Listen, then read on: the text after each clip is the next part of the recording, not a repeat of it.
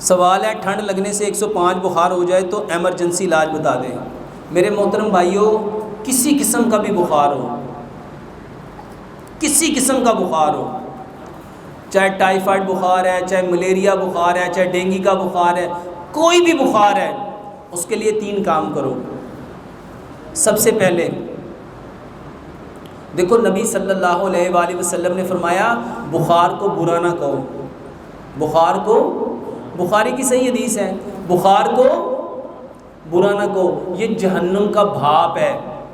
اس کو پانی سے، بلکہ رات کے پانی سے اس کو ٹھنڈا کرو۔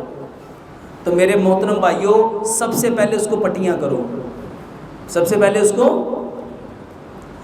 ایمرجنسی علاج جو پیارے پیغمبر جناب محمد صلی اللہ علیہ وسلم نے بتایا، تو پٹیاں کرو۔ دوسرے نمبر پہ 1 گلاس دودھ لو،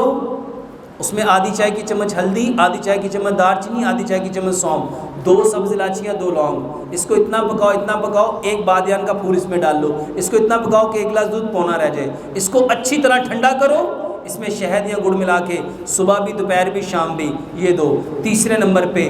پانی لو 1 گلاس،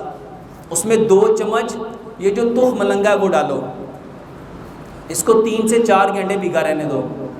اس میں 1 چمچ گڑ ملاؤ، اچھی طرح مکس کرو، دوپہر کے وقت یہ پلا دو، بہترین علاج ہے،